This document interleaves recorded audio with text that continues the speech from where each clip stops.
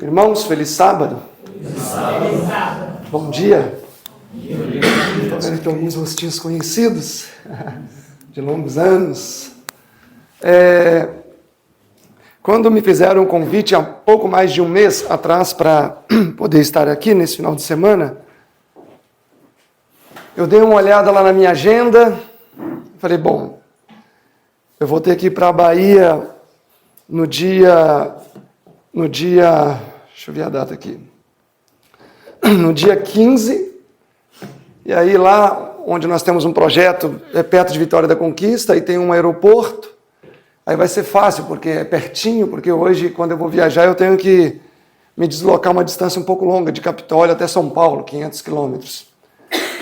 E lá é 40 minutos. Falei, vai ser uma bênção, porque eu vou estar indo tranquilamente, na Bahia. Na quinta-feira à tarde ou sexta de manhã eu vou até o aeroporto, embarco, vou para Florianópolis. No domingo regresso para casa. E aí vai ser uma viagem bem tranquila, sem eu ter que fazer grandes movimentações, por causa de todo o meu aperto de trabalho, né? Então eu planejei toda essa estrutura, organizei, comprei a passagem saindo de Vitória da Conquista para cá, tudo direitinho. E aí o planejamento estava assim perfeito, né? Mas às vezes existem outros caminhos, né, na nossa jornada. E aí, faltando 2 semanas para chegar essa viagem aqui, teve um problema que não deu para eu ir lá para a Bahia. E aí o meu planejamento começou a desmoronar. E aí eu pensei, bom, agora o que eu faço? Não tem como eu ir para a Bahia só para poder embarcar de lá. O meu carro tinha dado um problema e eu ia ter que fazer uma troca desse carro ali em São Paulo, justamente segunda-feira agora, que vem. E aí todo o meu planejamento, todo o meu plano A começou a desmoronar. E é muito ruim, né, quando você tem um planejamento e esse planejamento se desestrutura e você precisa pensar em outras alternativas para poder alcançar o mesmo objetivo. Então eu troquei a minha passagem, paguei uma multa, coloquei a passagem para sair direto de São Paulo, vim até São Paulo na quinta-feira, deixei o meu carro onde tinha de deixar, embarquei na sexta de manhã, na quarta tarde, nas quinta de manhã embarquei para cá, e aqui eu estou. Eu não cheguei aqui no plano A, eu cheguei aqui no plano B. Porque às vezes nos acostumamos muito com o plano A, que é o plano ideal, é aquele plano confortável, onde a gente consegue fazer tudo acontecer dentro assim de uma estrutura perfeita, né? Mas nem sempre sai como a gente planeja. Mas o importante é trabalhar para que o resultado final seja o mesmo. Nós vamos estar falando nesses dias, irmãos, sobre obra de sustento próprio, ministérios de apoio. E, na verdade, a necessidade de ministério de apoio não é o plano A, mas é o plano B. Não é o ideal, mas é, muitas vezes, o real. O plano de Deus nunca foi que tivesse a necessidade de existirem ministérios, escolas de profetas, ou qualquer tipo de ministério de apoio. Esse nunca foi o plano A de Deus. Assim como não foi para mim também o melhor o plano B, de ter que ter todo esse transtorno para poder fazer essa viagem. Se tivesse saído segundo o plano A, teria sido muito mais econômico, teria sido muito menos desgastante, eu poderia ter descansado mais, as coisas poderiam ter fluído com mais naturalidade, mas eu tive que avançar para o plano B. Não é diferente na obra de sustento próprio ou nos ministérios de apoio. Eles surgiram por uma necessidade e não porque eles seriam o plano ideal. Na verdade, a estrutura de plano A e plano B, ela é muito presente na nossa vida. E eu acredito que a maioria aqui não aprecia muito quando tem que enfrentar o plano B. Outro dia estava caindo uma chuva lá em Capitólio, aquela lama na estrada, e aí peguei o carro para ir para a cidade. Descendo um morro grande que tem, eu ouço um barulho diferente, e aí saio lá fora para ver o pneu furado. No meio da lama, no meio do barro. E aí eu pensei, meu pai, o meu carro é uma Duster, que o pneu fica lá de baixo, dá um trabalho para tirar aquele pneu. E eu pensei, nossa, agora eu vou me lamear até os cabelos aqui, porque eu teria que deitar debaixo do carro, não tinha um pedaço assim de papelão. Aí eu tive que tirar a camisa, colocar no chão, deitar em cima da camisa para tirar a trava. Me lameei todo, até o cabelo, mexendo lá de baixo, barro, que tinha muita lama caindo em cima de mim. Ali eu tive que acessar o plano B. O plano A seria o step, ficar ali sem você ter necessidade de usar. Mas, ao mesmo tempo, eu fiquei feliz, porque vocês já pararam para imaginar se não tivesse aquele step? Eu tenho que arrancar aquele pneu, botar ele nas costas e caminhar 5 quilômetros até o posto de gasolina, consertar o pneu, botar nas costas de novo e voltar mais 5 quilômetros. Seria muito desgastante. Então, mesmo que o step, sendo um plano B e não sendo a melhor articulação para uma viagem ou para qualquer coisa assim, ele é uma bênção, porque ele nos socorre e nos livra de muito perigo. De muitos perigos. Uma vez lá em Angola, a gente estava fazendo uma viagem longa, de 600 quilômetros, não tinha gasolina, posto, não tinha nada, a não ser mato e areia. E aí os galões de gasolina em cima do carro, e o pneu furou. E que bênção foi trocar aquele step, irmãos, porque tínhamos andado uns 300, 400 quilômetros, no meio de nada. Se não tivesse um step, era um lugar que você anda 200 quilômetros, não vê um carro. A gente estava atravessando entre uma aldeia e outra, e aí eu olhei para aquele step e falei, que bênção ter um step. Tiramos e colocamos e seguimos viagem. Então o plano B na nossa vida é algo muito comum, é algo presente. Talvez até muitos dos que aqui estão presentes, hoje mesmo estejam vivendo o plano B de Deus para a sua vida. Talvez no trabalho, na vocação.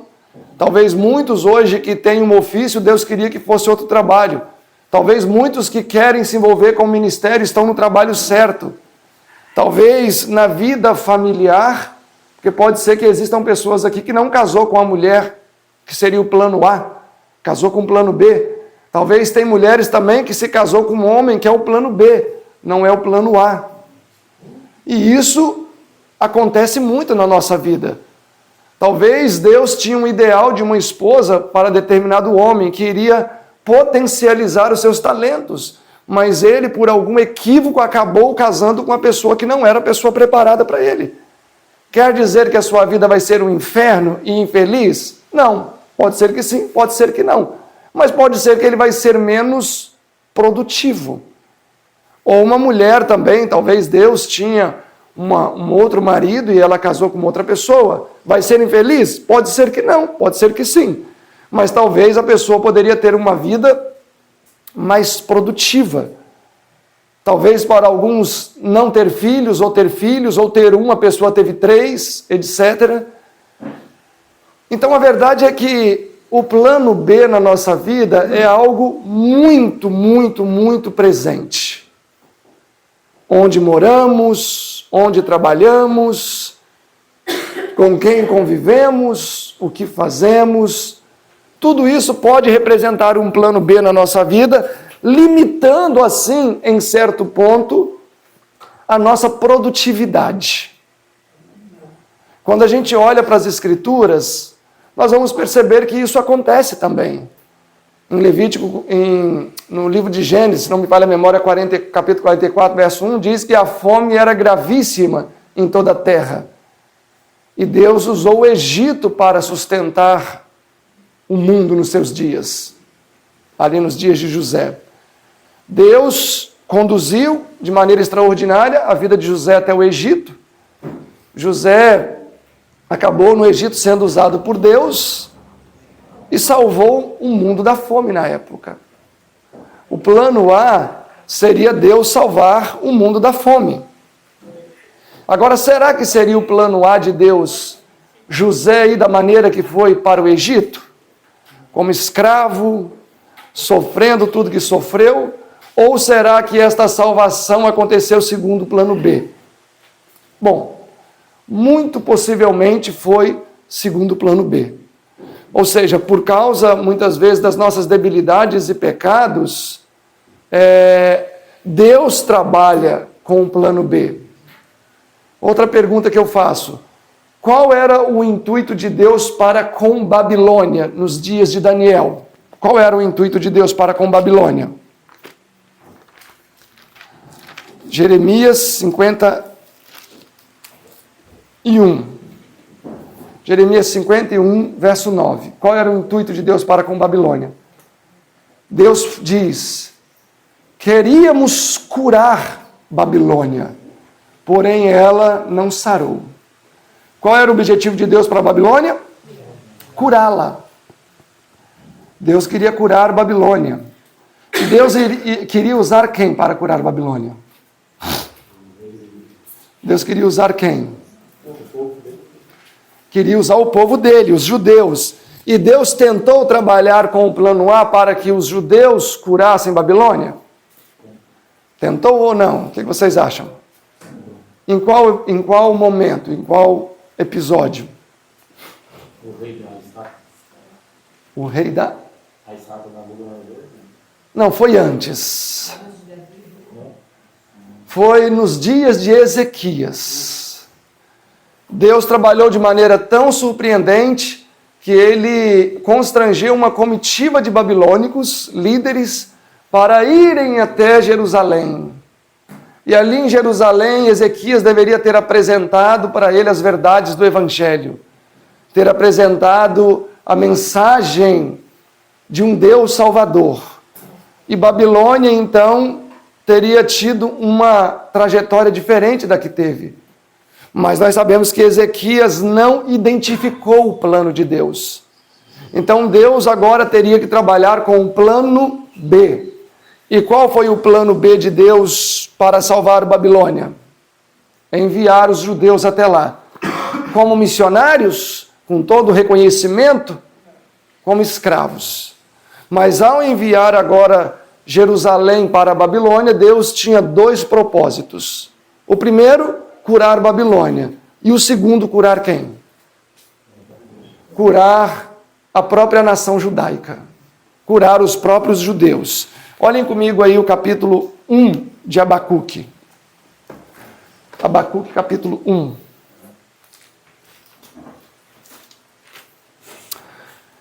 Verso 5. Vede entre os gentios e olhai, e maravilhai-vos, e admirai-vos, porque realizarei em vossos dias uma obra que vós não creiais quando for contada.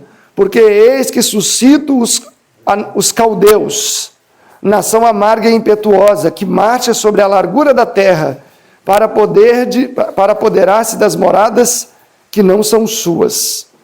Horrível e terrível é, dela mesmo sairá o juízo e a sua dignidade. Então Deus iria usar a nação judaica para curar a rebeldia de Israel. Olhem aí Jeremias capítulo 29, nesta mesma tônica. Jeremias 29.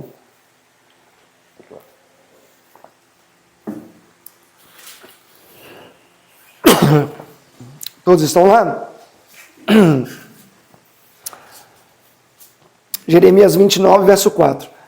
Assim diz o Senhor dos Exércitos, o Deus de Israel, a todos do cativeiro, os quais fiz transportar de Jerusalém para a Babilônia. Edificai casas e habitai-as, e plantai jardins, e comei do seu fruto. Verso 7. Procurai a paz da cidade para onde vos fiz transportar em cativeiro, e orai por ela ao Senhor, porque na sua paz vós tereis paz. Mesmo estando cativo em Babilônia, sofrendo, passando por terríveis agruras, Deus diz que a nação de Israel deveria buscar paz. Deveria buscar a paz que ali naquela cidade tinha. Interessante que eles deveriam buscar paz, e Salmo 137, 1 diz, Deus fala que eles deveriam buscar paz, mas qual era a condição do coração deles? Salmo 137, 1. Junto aos rios de Babilônia, ali nos assentamos e choramos quando nos lembramos do monte Sião. Sobre os salgueiros que há no meio dela, penduramos as nossas harpas. Pois lá aqueles que nos levaram cativos nos pediam uma canção, e os que nos destruíram, que nos alegrássemos, dizendo, cantai-nos uma canção de Sião. Como cantaremos, pois, canção ao Senhor em uma terra estranha? O povo estava triste, oprimido, deprimido, e Deus fala que eles deveriam buscar a paz. Irmãos, muitas vezes trabalhar no plano B de Deus, ou atuarmos no plano B de Deus, realmente tira a nossa paz. Às vezes somos negligentes com algumas questões na vida e entramos em situações complexas. Eu me lembro de um rapaz que ele falou assim, Severino, o que você acha de eu namorar com esta moça, uma moça X lá? Falei, olha, eu acho que o perfil de vocês é muito diferente. Eu imagino que se você seguir nessa direção, rápido você vai ter problemas, porque vocês são muito diferentes. E realmente eles eram muito diferentes. Não precisava grandes discernimentos para perceber que aquilo não daria certo. Ele falou, não, mas eu sinto que essa é a esposa que Deus preparou para mim, é de Deus mesmo, arrepio na coluna e tudo aquilo lá que as pessoas sentem, né? Porque quando a gente quer, na verdade, a voz de Deus se torna a nossa própria vontade. E esse rapaz se casou. Não demorou nem 2 anos, ele veio chorar, como diz o pessoal, ele veio chorar as pitangas, né? Falar, irmão, mas que difícil está sendo a minha vida. E se eu soubesse, eu não teria avançado nessa direção. Falei, olha, nem sempre o plano B é bom. Às vezes o plano B nos faz sofrer mesmo. Falei, olha lá em Israel, eles choravam, eles ficavam tristes, estavam oprimidos, e Deus falou, olha, tentem buscar a paz mesmo nessa situação difícil. Eu falei, agora é o seu momento de cativeiro babilônico. Agora você não tem para onde fugir, agora é você tentar buscar, em meio a essa situação difícil, você tentar buscar a paz. E a paz que só Jesus pode dar. Quando nós olhamos para a obra de sustento próprio, a hora que o pessoal puder colocar meu PowerPoint aí, eu agradeço. Quando nós trabalhamos na obra de sustento próprio, irmãos, que é o plano B, não é o plano A de Deus, nós também vamos ter as nossas agruras, porque o plano B, como eu disse, é o step que a gente tem que trocar muitas vezes num período chuvoso, é o casamento talvez que identificamos que não foi o passo mais acertado, é os 3 filhos que eu tive, sendo que a vontade de Deus era só 1, ou só 2, ou nenhum, quem sabe, enfim. Eu já estou nessa jornada há 15 anos, desde 2006, eu fui para o IEST na época, e desde então tenho me mantido nessa linha. E vale dizer que, para algumas pessoas, o plano A de Deus é que ele trabalhe na denominação, na linha regular, como ancião, como diácono, professor de escola sabatina, enfim, existe um campo muito abrangente dentro da igreja também para se trabalhar. Isaías 1 diz que deve sempre existir um remanescente dentro da igreja, porque se todo remanescente que está ali deixa de trabalhar pela igreja, ela se torna Babilônia, porque o que segura a identidade, sempre segurou a identidade do movimento adventista, mas antes do movimento fiel a Deus, sempre foram os remanescentes. Então, existem pessoas que vão ter o chamado para trabalhar em ministérios de sustento próprio, como o irmão Edson está começando aqui com o seu grupo, mas outros também vão sentir fortemente que o seu chamado é permanecer dentro da instituição e trabalhando ali por ela na melhor maneira que puder. Um não anula o outro, um não é mais importante do que o outro. São duas frentes de trabalho. E essas duas frentes de trabalho são importantes e ambas precisam ser atendidas. Nós vamos estar avaliando sobre princípios da obra de sustento próprio. Na verdade, não vai ser um sermão, mas vai ser como se fosse um estudo mesmo. É um tema muito desconhecido. Muitas pessoas não fazem ideia que existe esta realidade dentro do movimento adventista. Nós temos uma escola modelo, piloto, que foi fundada nos dias da irmã White, a escola Madison. E eu acredito, irmãos, que é muito importante que saibamos definir na nossa própria trajetória onde Deus quer que atuemos.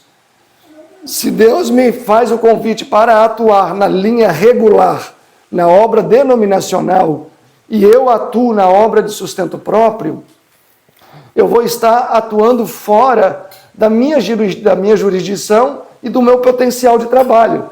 Mas se Deus também me chama para trabalhar pela obra de sustento próprio, e eu insisto em trabalhar dentro da denominação, de igual maneira também vai ter choque e eu não vou poder, talvez, trabalhar da maneira mais produtiva. Então não é a questão de dizer quem está certo ou quem está errado.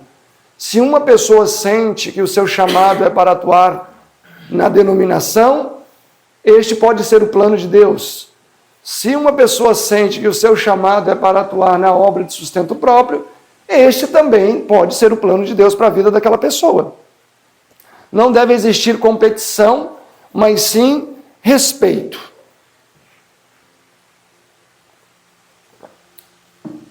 Eu quero avançar com vocês, amados, analisando esse PowerPoint aqui. Aí está uma foto de Madison, né?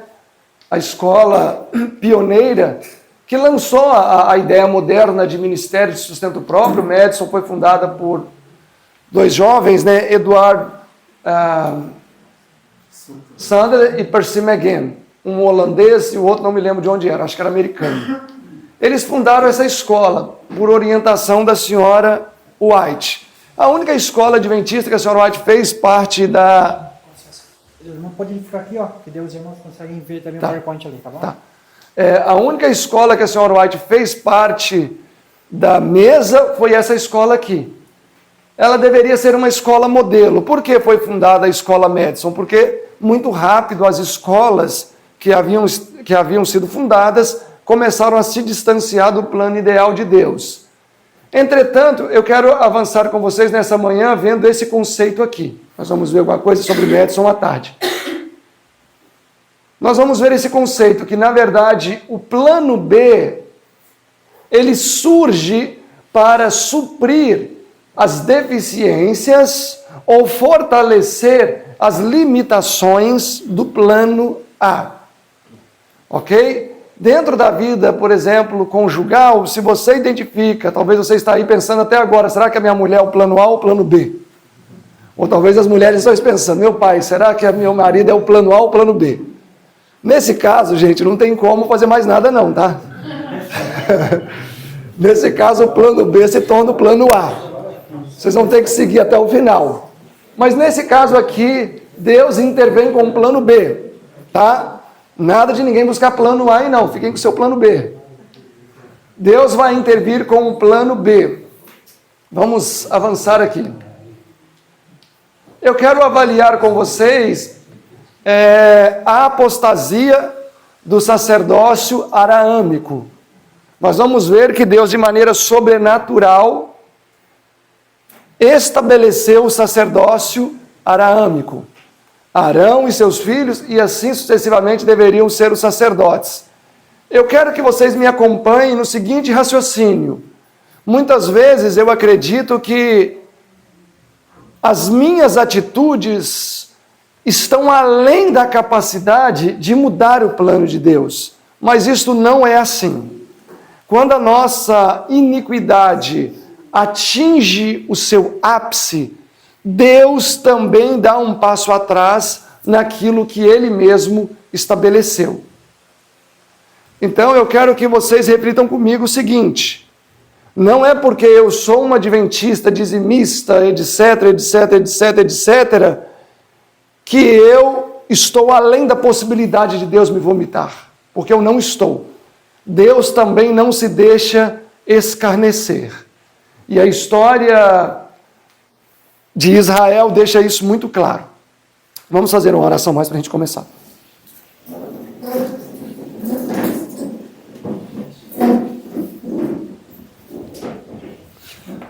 Bondoso Deus, querido e amado Pai que habita nos altos céus, queremos nesse momento te agradecer por seu amor e misericórdia, pedir que o Senhor esteja conosco também, nos permita pisar em terreno santo agora. Nos dê sua graça, seu amor, desperte os nossos sentidos, para que possamos entender aquilo que o Senhor tem para nós nessa manhã. Gratos te somos por tudo, em nome de Jesus. Amém.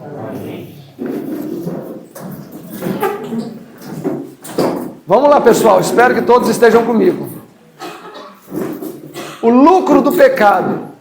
Ao verem os sacerdotes que o pecado era igual a dinheiro, não fizeram nenhum esforço para mudar a atitude do povo. Eles tinham parte da maioria dos sacrifícios, das ofertas queimadas, o couro e outras partes. Das ofertas pacíficas, eles também tinham uma parte. Das ofertas pelo pecados e ofensas, o couro e parte da carne. Das ofertas de manjares, farinha, óleo, cereais, vinho, mel, sal, etc. Todas estas eram a parte do dízimo. Então, quando Deus estabelece o sistema levítico, especialmente centrando o sacerdócio na família de Arão, Deus criou todo um sistema de mordomia para o sustento do ministério, mas também de retribuição às atividades que esses homens iriam desenvolver. Cada elemento desse daqui que nós vimos era altamente indicativo ou tipificava o ministério de Jesus.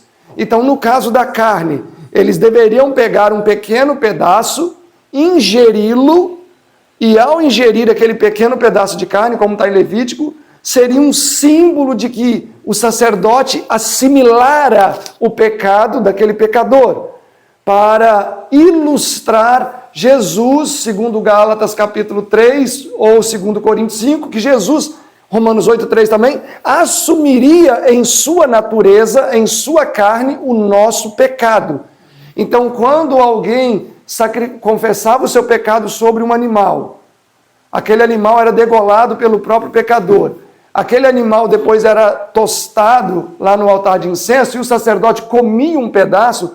Simbolicamente, naquele momento o sacerdote estava sendo crucificado. Simbolicamente ele estava assumindo na sua própria carne o pecado daquele pecador. Então, quando ele entrava dentro do santuário, desta maneira, com a carne nas suas entranhas, ele transportava o pecado daquela pessoa até dentro do santuário. Então, isto era altamente tipológico do sacrifício de Jesus. Tudo o que está relacionado aqui deveria ser algo muito sagrado. O sumo sacerdote, por exemplo, deveria ter o nome dos filhos de Israel aqui no peito, simbolizando que ele os levara constantemente no coração. Numa ombreira, 6 nomes, na outra ombreira, outros 6 nomes, simbolizando também que ele estava disposto a carregar aquela nação nos seus ombros. Assim como o coração de Jesus se partiu pela humanidade, a cruz feriu o seu ombro, aquele mesmo ombro que tinha a representação da humanidade nas 12 tribos. Tudo era altamente tipológico, indicando o sacrifício de Jesus. Mas, com o passar do tempo, temos um problema. Eles perderam a noção da santidade da obra. Eles perceberam, bom, se um pecador vem aqui e comete um pecado grave, e eu tenho que sacrificar uma novilha ruiva, o couro enorme, lindo, aquele couro vermelhão bonito, e eles pensavam, mas se essa pessoa demorar a pecar de novo, quando que eu vou ver outro couro desse? E aí eles pararam de interceder e exortar o povo à santidade. Por quê? Porque eles entenderam que o pecado era igual a lucro. E eles agora começaram a enriquecer-se com os pecados do povo. Quanto mais pecado, mais dinheiro, mais carne, mais artigos que naquela época era muito valorizado, farinha, os óleos, os cereais, o vinho, o mel, tudo coisa muito cara. De maneira que os sacerdotes estavam se tornando homens ricos, os sheiks daquela época. E a última coisa que eles queriam era o quê? A santidade do povo.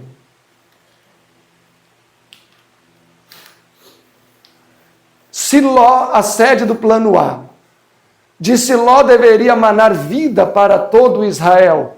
Por isso que esse termo Siló foi anteriormente usado como um nome de Jesus. Jesus, no Antigo Testamento, é chamado de Siló. Siló foi o local escolhido por Deus para ser a sede da sua igreja.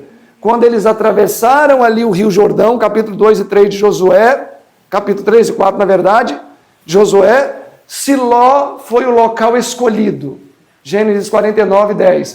O Messias devia provir da linhagem real, pois na profecia feita por Jacó, o Senhor disse: o cetro não arredará de Judá, nem o legislador dentre os seus pés, até que venha Siló, Jesus, e ele congregará os povos. Então Siló, onde o templo foi estabelecido, era uma representação de Jesus. Não só o templo, com todas as suas nuances, representavam Jesus, mas também a própria localidade onde o templo foi estabelecido representava Jesus.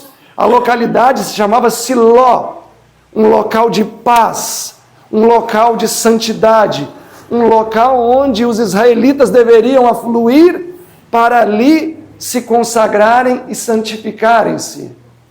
Era a semente prometida, Jesus, Siló, o enviado de Deus, que deveria estabelecer um reino espiritual, novamente aqui, chamando Jesus de Siló. A Shekinah, a presença visível de Deus, se afastara do santuário, mas no menino de Belém concentrava-se, aqui está muito ruim de eu ler, encontrava-se velada, não tem como apagar essa lâmpada aqui, porque senão eu não vou conseguir ler não.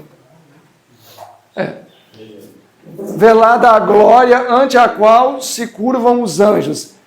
Esta inconsciente criancinha era a semente prometida, a quem apontava o primeiro altar, construído à porta do Éden. Ele era Siló, o doador da paz. Olha que lindo. Jesus era Siló, o doador da paz.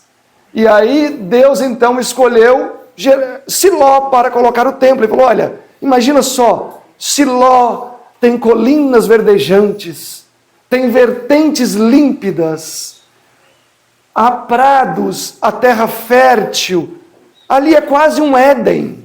Então vamos estabelecer o templo justamente nesta região. Siló significa tranquilidade, repouso, paz. Irmãos, Siló era a sede da conferência geral nos dias de Israel, ok? Era onde o templo estava estabelecido. E toda a congregação dos filhos de Israel se reuniu em Siló, e ali armaram a tenda da congregação, depois que a terra lhe foi sujeita. A arca ficou em Siló durante 300 anos. A sede ficou ali durante 300 anos. Toda a igreja que vivia nas redondezas recorriam a Siló para buscarem ao Senhor.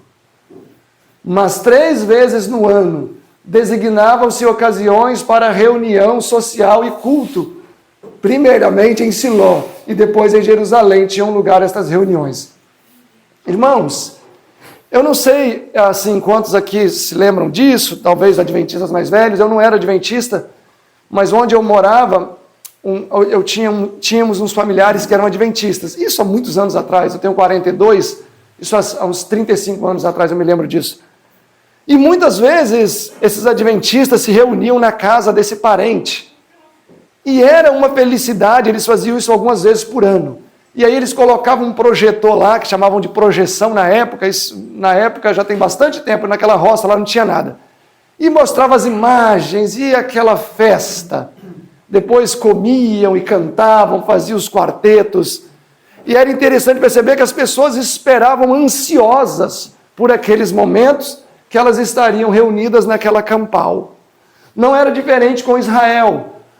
As 3 vezes ao ano que eles deveriam ir a Siló, todos deveriam ir. Era o momento mais esperado, porque Siló era de onde viria a paz. Siló era de onde viria a tranquilidade. Siló era onde eles poderiam descansar e colocar todos os seus problemas. Então todas as suas expectativas se concentravam em Siló. Os pecados de Siló, em vez de água da vida, Siló passou a jorrar o sangue do pecado. Os pecados dos líderes de Siló. E quais pecados assolaram naqueles dias os líderes em Siló? O apetite, a avareza, a sexualidade e a arbitrariedade. Foram os pecados que caracterizaram a ruína de Siló. Vamos ali, 1 Samuel comigo. 1 Samuel capítulo 2.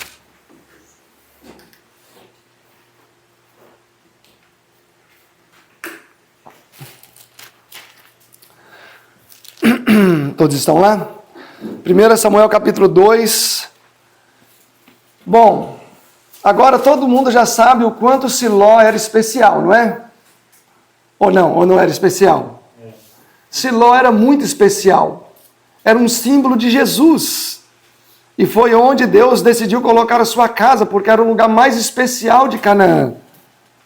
Capítulo 2, verso 12. Eram, porém, os filhos de Eli, filhos de Belial. Vocês sabem o que significa o nome Belial em hebraico?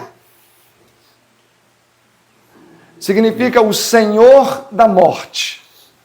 Então aqui a Bíblia está dizendo que aqueles homens eram filhos do Senhor da morte. Eles não conheciam ao Senhor. Amado, nós estamos falando aqui de líderes não convertidos.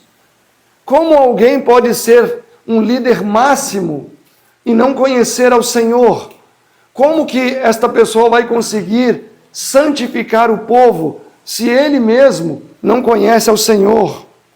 Porquanto a prática daqueles sacerdotes com o povo era que, oferecendo a alguém algum sacrifício, estando se cozendo a carne, vinha um moço do sacerdote com um garfo de 3 dentes em sua mão e enfiava-o no caldeirão, ou na panela, ou no caldeirão, ou na marmita, e tudo quanto o garfo tirava, o sacerdote tomava para si. Assim faziam a todo Israel que ia até Siló.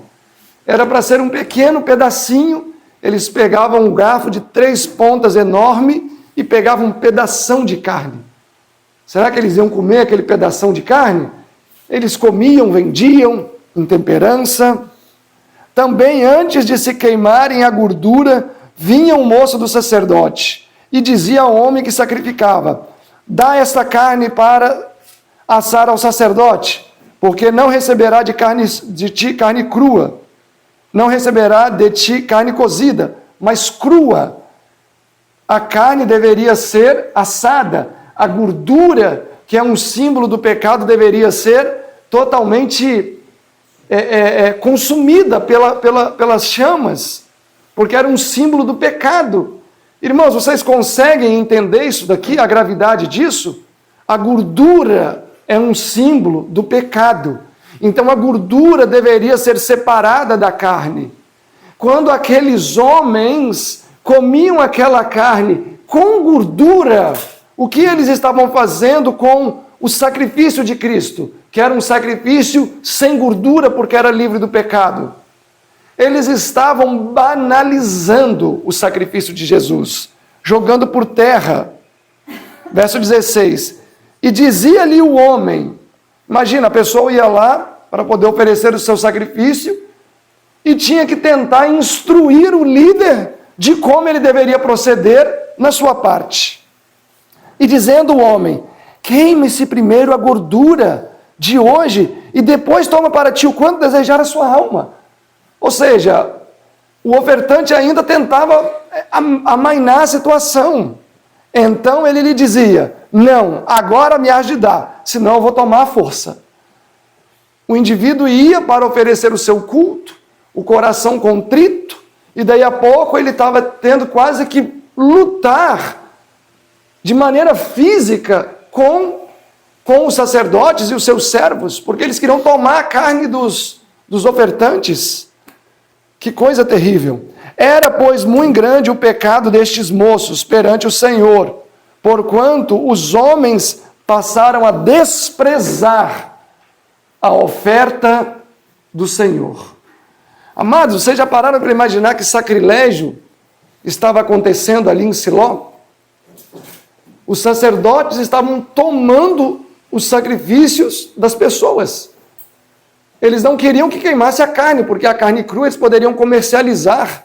Ou seja, eles perderam totalmente a noção do santo e do profano. Eles perderam totalmente a noção de qual seria o seu papel como mediadores entre Deus e o povo. O uso do alimento cárneo extinguiu o desejo de santidade nos líderes da época. Um regime de carne tende a desenvolver a sensualidade. O desenvolvimento da sensualidade diminui a espiritualidade, tornando a mente incapaz de compreender a verdade. Conselho sobre Saúde, 576. Qual é um dos motivos que esses homens perderam a noção do santo e do profano? O consumo excessivo do alimento cárneo. Eles foram tocados na sua sensualidade, a libido deles foi lá em cima. Aqui outro texto da senhora White, a sensualidade tem extinguido o desejo de santidade e ressecado o vigor espiritual. Às vezes não, isso aqui nós não estamos falando de ímpios, né? Nós estamos falando de ímpios, né? Não tem como ser mais ímpio, nós estamos falando do povo de Deus. Irmãos, às vezes até mesmo hoje, não é porque eu não como carne, não quer dizer que eu incorra nisso. Na verdade, a glutonaria incita as paixões. Então é possível que mesmo uma pessoa que seja da verdade presente, isso e aquilo, viva uma vida depravada dentro do casamento. Não tem um casamento santo como Deus disse que deveria ser. Porque a glutonaria não é muito diferente. Às vezes a pessoa não come carne, mas come 5 quilos de arroz. Não vai fazer diferença. Vai abarrotar o estômago do mesmo jeito e vai irritar a mucosa gástrica e suscitar e desenvolver a sensualidade.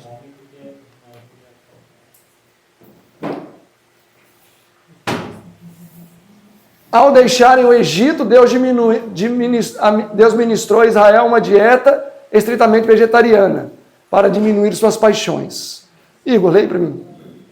Deus não reteve carne dos hebreus no deserto simplesmente para mostrar sua autoridade, mas para benefício deles, para que conservassem a consciência física e moral.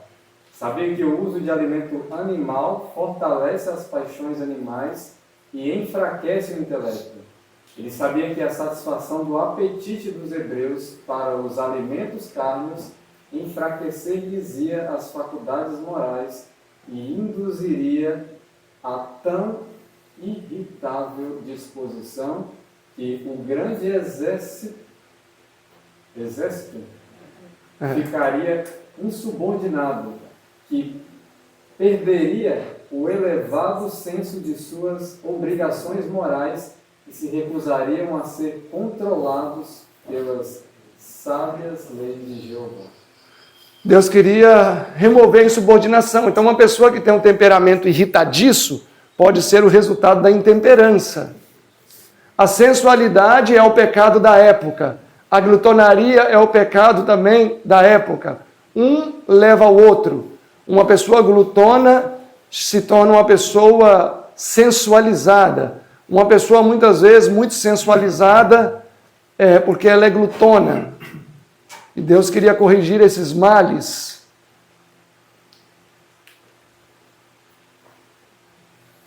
Ok. Por que são tão presentes os pecados dos filhos de Eli em nosso meio? Porque a mesma dieta deles tem sido adotada. Não deem nenhum de nossos pastores um mau exemplo no comer carne. Vivam eles e sua família segundo a luz da reforma de saúde. Não animalizem nossos pastores sua natureza e a natureza dos seus filhos. Os filhos cujos desejos não foram repreados são tentados não somente a condescendência com hábitos comuns de intemperança, mas a dar rédeas soltas às paixões inferiores e a menosprezar a pureza e a virtude. Conceito sobre regime alimentar 399. Poderíamos nós possivelmente ter confiança em pastores que as mesas em que se... Eu não vou conseguir ler daqui, vai lá. Lê para mim.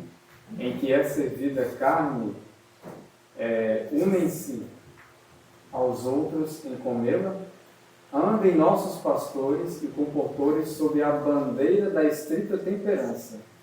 Nunca vos envergonheis de dizer, não, obrigado, não como carne. Tenho conscienciosos escrúpulos quanto a comer carne de animais mortos. O último texto ali. Porventura os pastores que estão a proclamar a verdade mais solene, já enviada aos mortais, devem constituir-se exemplo no regresso às panelas de carne do Egito? É lícito que os que são sustentados pelos dízimos dos celeiros de Deus se permitam a condescendência e tende a envergonhar a corrente vivificadora que lhes flui nas veias? Envenenar. Irmãos, é claro que hoje não acontece isso, só aconteceu nos dias de Eli. Mas a pessoa que come muita carne, ou uma pessoa desregrada no apetite, é uma pessoa que não vai ter domínio de suas paixões. É uma pessoa que vai ser como um barquinho no mar. Vai ficar à mercê das circunstâncias. E isso foi o que aconteceu na questão dos filhos de Eli. Não é um julgamento. É uma constatação. Não é um julgamento, é uma constatação. No caso dos filhos de Eli, nós temos o exemplo do que aconteceu. A sensualidade, a avareza e a arbitrariedade, e o outro eu me esqueci já, foram pecados que atingiram os filhos de Eli e pode atingir pessoas hoje também. Voltem a 1 Samuel capítulo 1 aí. Vamos ver o resultado da intemperança.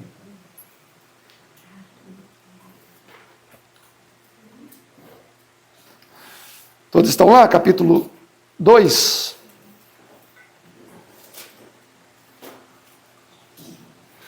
Verso 22. Era, porém, Eli já muito velho e ouvia tudo quanto seus filhos faziam a todo Israel.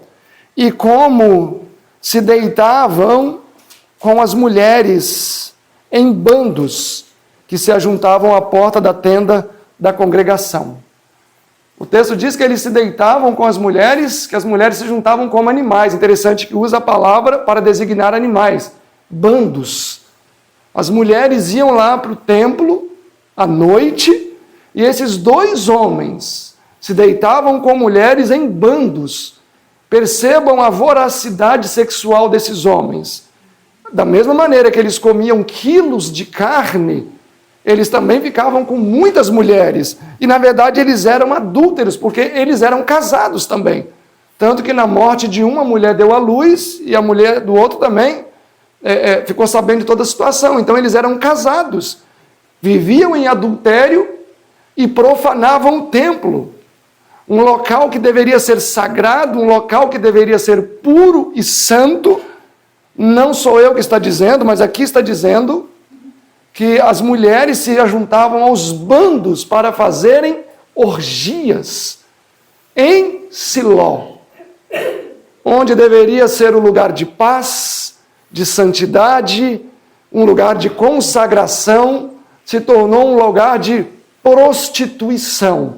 E ninguém podia falar nada. Porque quando alguém falava alguma coisa, já eram apontados para aquela pessoa vários dedos.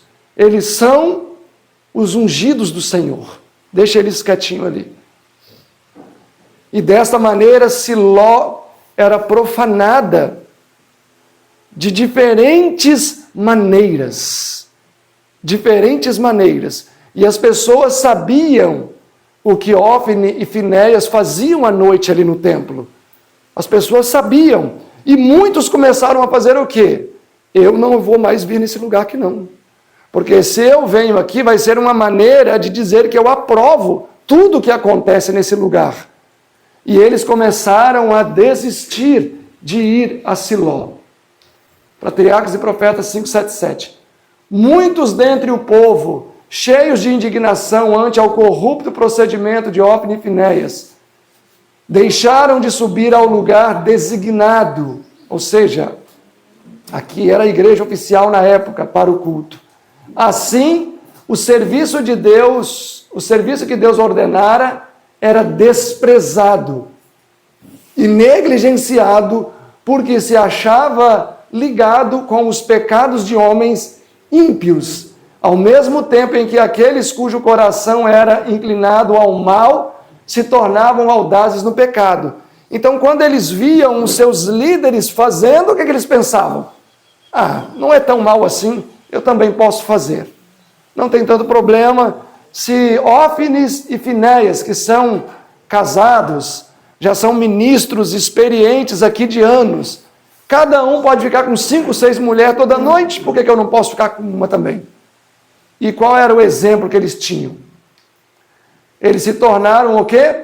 Audazes no pecado. A impiedade, a dissolução e mesmo a idolatria prevaleciam em terrível extensão. Sinais dos tempos, diz. Quando os homens de Israel testemunharam o curso corrupto dos sacerdotes, acharam mais seguro para suas famílias não ir ao local designado de adoração. Muitos saíam de Siló com a sua paz perturbada. Sua indignação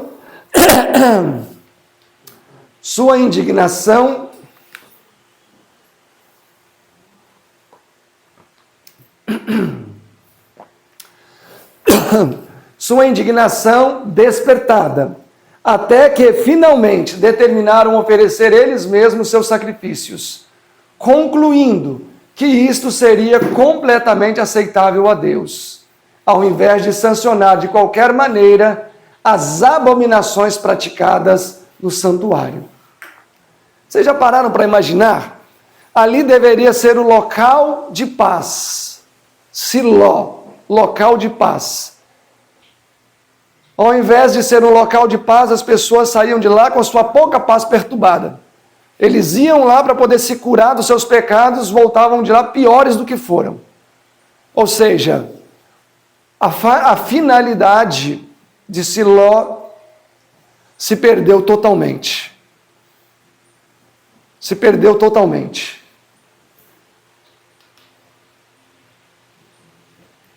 O plano A é rejeitado. Deus não se deixa escarnecer. Uma igreja só pode ser a menina dos seus olhos se não insistir no caminho da apostasia. Se Eli houvesse tratado com justiça seus ímpios filhos, teriam sido rejeitados do ofício sacerdotal e punidos de morte. Quando, porém, o juiz de Israel negligenciou sua obra, Deus tomou a questão em suas mãos. O pecado daqueles jovens era tão grave que a senhora White mesmo fala que eles deveriam ter sido mortos. Tamanha era a gravidade do seu pecado, que eles deveriam ter sido mortos. Vamos avançar aqui o capítulo 2 ainda de 1 Samuel.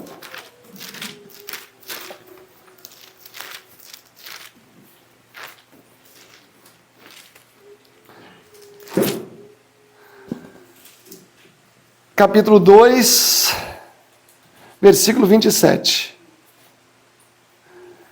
E veio um homem de Deus a Eli e disse-lhe: este homem pertencia ao sistema sacerdotal? Não. Então nós temos Deus usando uma pessoa de fora, um plano B, um obreiro de sustento próprio, para levar uma mensagem para a linha regular. Assim diz o Senhor: não me manifestei, na verdade, à casa do teu pai, se referindo a Arão, estando eles ainda no Egito, na casa de Faraó? E eu o escolhi dentre todas as tribos de Israel para ser sacerdote, para oferecer sobre o meu altar, para acender o incenso e trazer o éfode perante mim, e dei à casa do teu pai todas as ofertas queimadas dos filhos de Israel. Por que pisastes o meu sacrifício e a minha oferta de alimentos? Quando aqui a Bíblia diz que eles pisaram o sacrifício, interpretem para mim esta fala. Pisaram o meu sacrifício. Desprezaram, mas além disso eles fizeram algo mais profundo. Pisaram no meu sacrifício. Eles pisaram em quem? Em Cristo, porque os sacrifícios representavam Jesus. Rejeição clara da mensagem. Nós estamos falando aqui de líderes que rejeitaram a mensagem.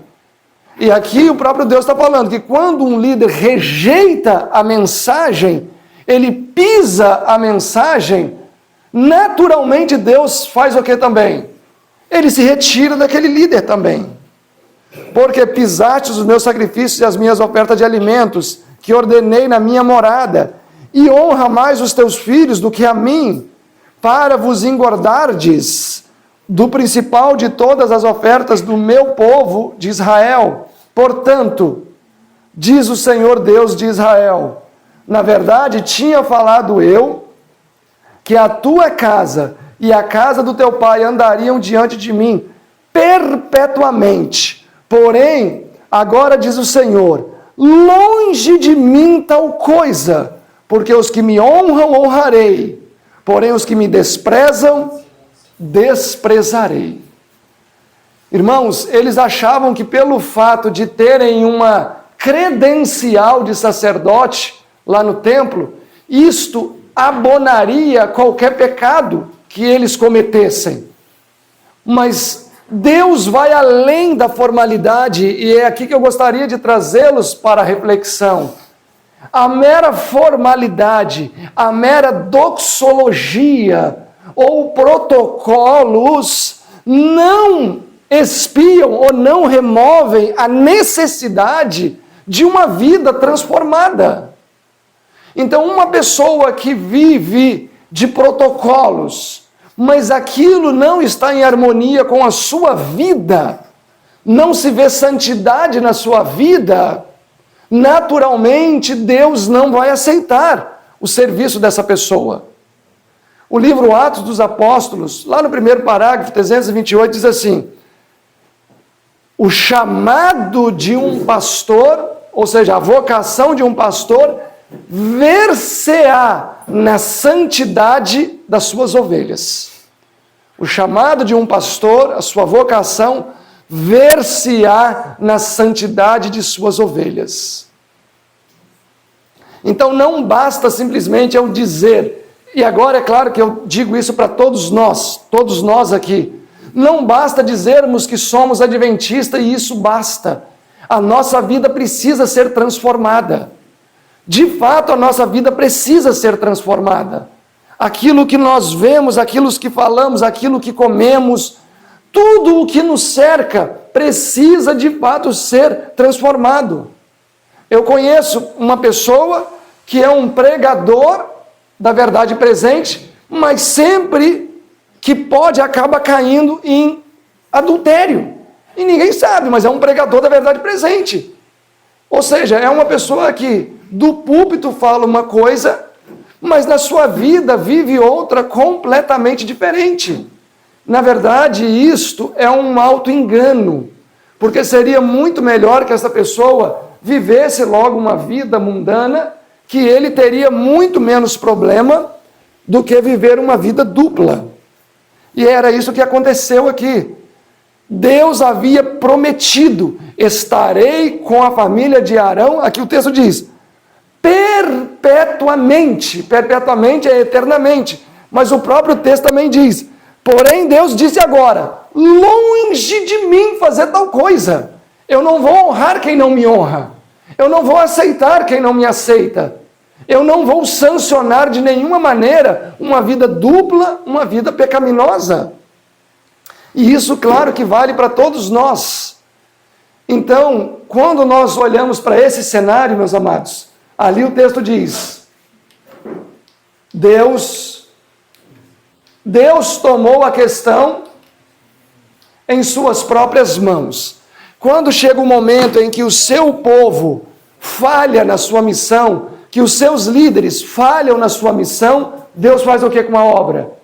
Ele toma a questão nas suas próprias mãos. De que maneira ele tomou? Ele coloca um plano B em ação.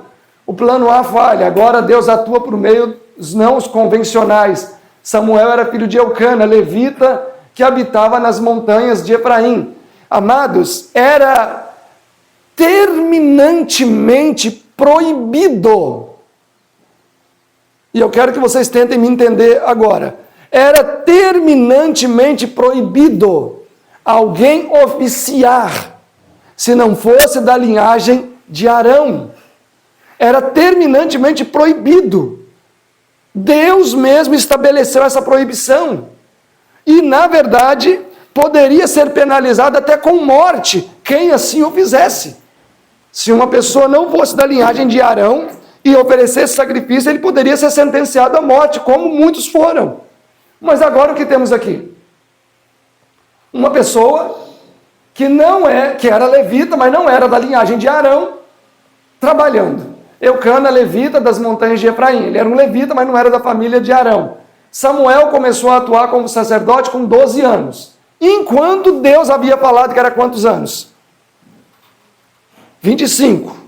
Ele começou com menos da metade. É uma exceção, mas o próprio Deus havia estabelecido que deveria ser 25. Quando tinha apenas 12 anos de idade, o filho de Ana recebeu sua comissão especial do Altíssimo. Não era costume entrar os levitas para os seus serviços peculiares antes que tivessem 25 anos de idade. Samuel, porém, foi uma exceção a esta regra. Olha, entendam comigo, Deus estabelece protocolos, leis, estatutos. Ele espera que observemos esses protocolos, essas leis e esses estatutos. Se nós obedecemos esses protocolos, essas leis e esses estatutos, bênção para nós virá. Mas quando nós quebramos a nossa parte do acordo, Deus vai readaptar aquele plano dentro de uma moldura que seja mais realística, mais adequada. Então, Samuel, olhando para aqui, era completamente desqualificado para cumprir o papel que haveria de ser cumprido dentro daquilo que o próprio Deus havia estabelecido. Ou seja, não tinha a idade certa, não era da família certa, não tinha a experiência certa, era um jovem solteiro por ser uma criança. Então existia uma série de ilegitimidades desfavorecendo a atuação de Samuel. Mas interessante que Deus aceitou. Por quê? Porque quando nós falhamos nos nossos desígnios, naturalmente Deus toma a questão nas suas mãos. E aí talvez os mais perspicazes estão pensando nesse momento. Será que isso seria uma verdade também hoje? Será que se eu tenho um homem leigo, eu vou falar algo bem polêmico aqui, eu não estou endossando que deva fazer ou não, mas se existe um homem leigo mas um homem cheio do Espírito Santo. Porque existem pessoas que não são ministras, mas são cheias do Espírito Santo. E temos um ministro que vive uma vida desgraçada no pecado. Qual seria diante de Deus mais aceitável, por exemplo, para realizar um batismo? Dá até medo de responder essa pergunta, né? Mas qual seria diante de Deus mais aceitável? Humilde consagrado. O homem leigo consagrado. Mas nós crescemos e nos habituamos a crer que não importa, tendo a credencial, pode ser até um adúltero, mas ele está mais habilitado para fazer. Na ótica divina, não funciona assim. Na ótica divina, a nossa atitude altera os fatores. Por exemplo, o assunto do Saraiva, né, que seguiu durante 2 anos, né, vivendo uma vida de adultério, mas enquanto isso ele realizava todas as suas praxes como um pastor. Batismos, casamentos, etc, etc, etc. E, ok, se tinha abertura para tudo isso. Mas existem casos em que se sabe que aquele ministro está com uma vida ilegítima, ele pode oficiar todas as cerimônias, mas um leigo não. Eu entendo a questão da ordem, eu não estou discutindo a questão de ordem eclesiástica.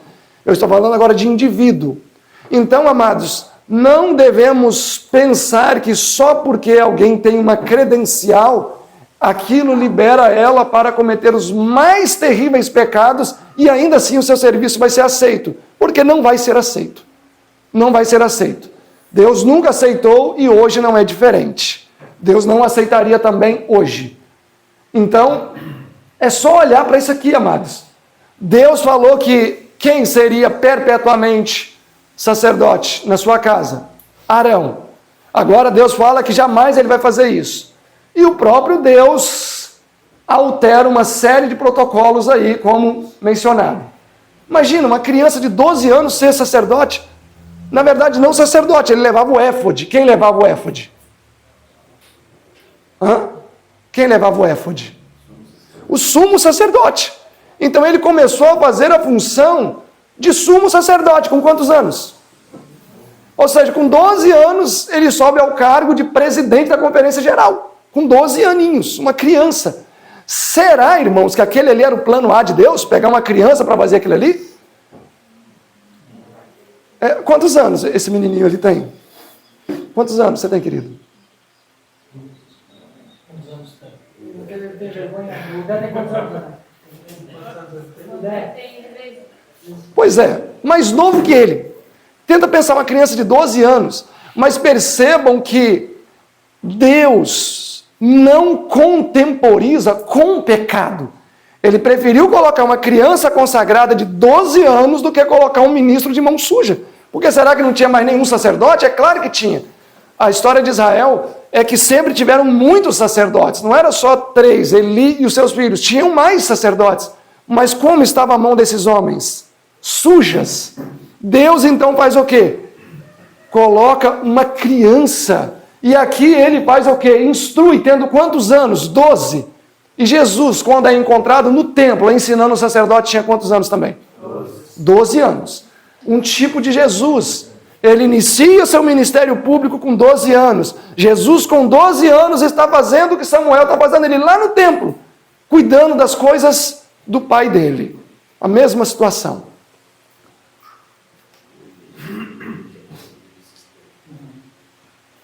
Vomitado da boca de Deus, apesar da promessa feita de que a casa de Arão seria responsável pelo sacerdócio, Deus não pôde cumpri-la, porque os filhos de Eli deixaram de desempenhar a sua parte. E o que aconteceu? Olha aqui, ó, que coisa triste, esse texto aqui é duro. Verso 13, 3:13. Porque eu já lhes fiz saber que julgarei a sua casa para sempre, pela iniquidade que ele bem conhecia. Olha só, essa palavra aqui merece grifar, não é? Pela iniquidade que ele bem conhecia. Quantos de nós não conhecemos os nossos pecados, irmãos? Quantos de nós não conhecemos as mazelas do nosso caráter? Porque, fazendo os seus filhos execráveis, não os repreendeu. Portanto, jurei à casa de Eli que nunca mais vou expiar os seus pecados. Ou seja, eles morreram perdidos. Eles morreram perdidos. Eli e sua casa, todo mundo morreu perdido. Simplesmente por quê? Porque eles conheciam as suas iniquidades, mas não abandonaram as suas iniquidades. Hebreus 10, 26 diz, porquanto, olha esse texto, vamos lá, eu não quero perder nenhum fragmento dele, Hebreus 10, 26. Hebreus 10, versículo 26. Porque se pecarmos voluntariamente depois de termos recebido o conhecimento da verdade, já não resta mais expiação pelos nossos pecados. Eli morreu perdido, a sua família morreu perdida, simplesmente porque eles conheciam a sua iniquidade. Amados, e agora eu queria que vocês prestassem atenção comigo e tentássemos juntos aqui captar isso. Eles conheciam o pecado deles, mas eles acreditavam que pelo fato de estarem inseridos onde estavam, eles não iriam encontrar os seus pecados. Doce engano. Seja um membro leigo, seja o presidente da conferência geral, aquele que tolera os seus pecados, ele vai pagar o preço desses pecados, mais cedo ou mais tarde. E isso vai além de um posto, isso vai além de uma posição. Eles bem conheciam as suas iniquidades. Fora feita a promessa de que a casa de Arão andaria diante de Deus para sempre, mas esta promessa fora dada sobre a condição de que dedicassem eles a obra do santuário com singeleza de coração e honrassem a Deus em todos os seus caminhos, não servindo ao eu, nem seguindo suas próprias inclinações perversas. Eli e seus filhos tinham sido provados, e o Senhor os encontrou inteiramente indignos da exaltada posição de sacerdote do seu serviço. Olha, indignos da exaltada posição. E Deus declarou, longe de mim, ele não pode cumprir o bem que intencionava fazer-lhes, porque deixavam de desempenhar a sua parte. Coisa terrível. Por causa das circunstâncias extraordinárias, Deus teve que alterar o sistema que Ele mesmo havia instituído. Percebam, às vezes a gente pensa assim, se eu for mudar isso aqui, vai dar tanto trabalho, tanto transtorno. Suponhamos que uma pessoa trabalha e toda sexta-feira, que não é muito incomum, especialmente em São Paulo, as distâncias, a pessoa acaba trabalhando até 7 horas, 7h30. E aí transgride o sábado. Aí a pessoa pensa, mas olha, se eu for trocar de trabalho, isso vai dar tanto transtorno, tanto problema, que é melhor eu insistir nisso aí. Deus não pensa assim nem numa situação macro, como era o sistema de adoração.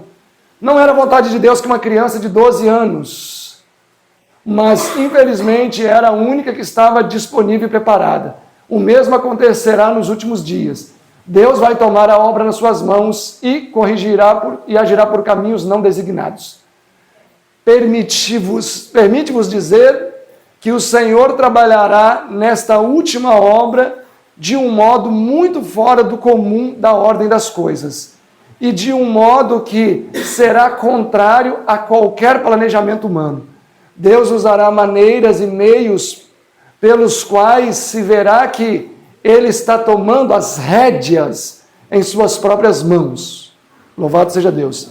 Surpreender-se-ão os obreiros com os meios simples que Ele usará para efetuar e aperfeiçoar sua obra de justiça. Então aqui o texto, irmãos, está afirmando que nos últimos dias, quem é que vai tomar a obra nas mãos? O próprio Deus. É o próprio Deus. Isso mostra que nós não vamos ter competência para fazer isso. E Ele vai usar quais meios? Meios simples. Que as pessoas vão pensar, nossa, como que Deus está conduzindo a obra de maneira tão simples e tão efetiva?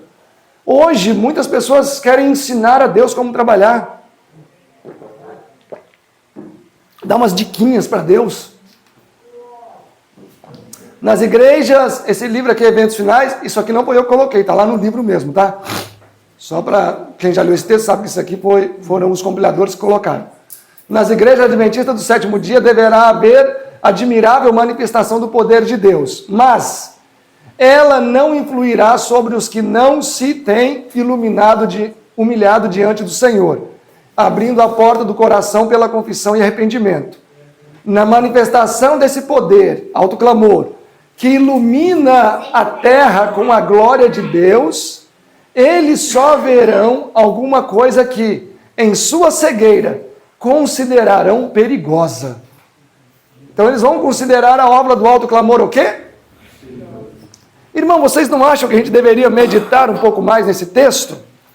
Porque aqui está falando sobre Apocalipse 18, verso 1. Está falando sobre o alto clamor.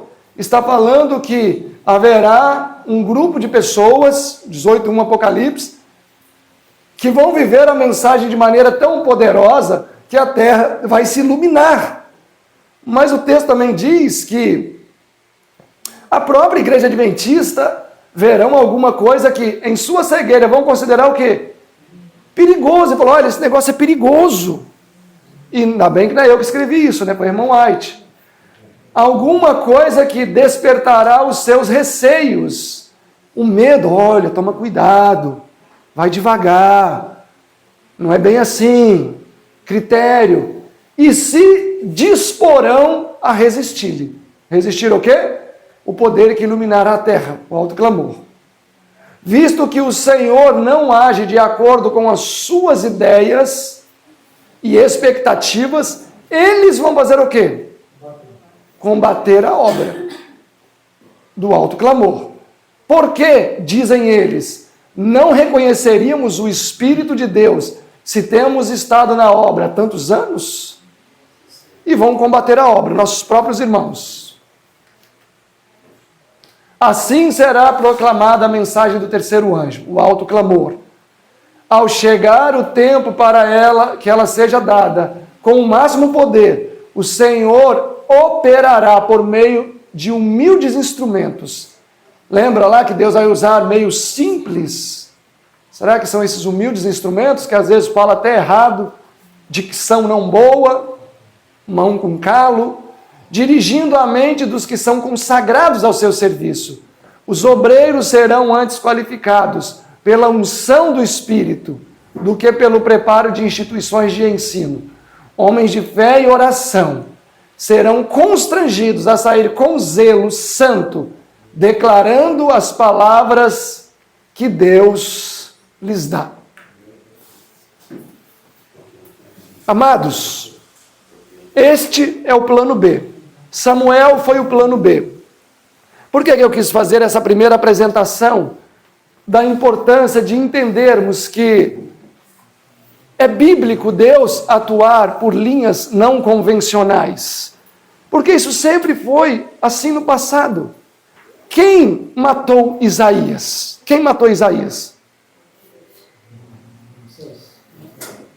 O próprio rei de Israel matou Isaías. Quem era Isaías? O profeta. Deus levanta um profeta e o líder vai lá e serra o profeta no meio com um serrote. Quando a gente olha para a história de Miqueias, a mesma coisa. Oséias, capítulo 7, fala sobre um conflito que teve entre Amazias e Oséias. Entre Amós e Amazias. Amós foi levantado para divertir o pecado do povo, e Amazias, o sacerdote, disse, vá embora daqui, a gente não quer que você profetizando aqui não, vá comer pão em outro lugar. Expulsaram o profeta. Então, na maior parte das advertências que Deus fez contra o seu povo no passado, foram de pessoas de fora. Eram judeus, claro, mas eram um plano B. Não tinha nada a ver com a linha regular na época. E eu presumo que não vai ser diferente nesses últimos dias. Hoje, talvez é mais fácil Deus trabalhar com uma pessoa simples, porque a pessoa simples, ela não tem nem como confiar em si. E aí Deus pode confiar-lhe as suas palavras. Mas uma pessoa cheia de si, cheias dos seus doutorados, cheias de arrogância, títulos, para que Deus vai ensinar uma pessoa dessa? Não vai ensinar. Por que Deus diz que o perfeito louvor sai da boca de uma criancinha e não do Leonardo Gonçalves? Porque a criancinha, ela é inocente, a criancinha confia em Deus, é pura. Então não devemos pensar, amados, e não devemos nem ovacionar essas pessoas, porque às vezes a gente vê pregadores aí que têm uma vida suja, a gente fala, nossa, esse homem não é muito consagrado, mas olha que sermão. Não, isso é ovacionar ou é aplaudir um servo que não é um servo de Deus. Porque às vezes existe muito mais poder espiritual num sermão feito por uma pessoa simples, talvez ali com sérias deficiências em muitas coisas, mas ela vai falar ali do coração dela. E é dessa maneira que Deus vai trabalhar nos últimos dias, como diz esse último texto aí, o grande conflito 606. E é claro que esse texto também não está promovendo a ignorância, mas está dizendo que uma pessoa não adianta nada ser habilitada na instituição se ela não for habilitada pelo Espírito. Porque grandes homens estarão atrelados à obra. Por quê? Porque foram habilitados na instituição, mas também habilitados no Espírito. Então, amados, Deus atua pelo plano B. Ele sempre atuou. Ele atua hoje. E certamente ele vai continuar atuando pelo plano B. Aquilo que a senhora White chama de linhas irregulares. Eu agradeço por vocês terem me ouvido pacientemente e à tarde a gente vai avançar um pouquinho falando sobre Madison, etc.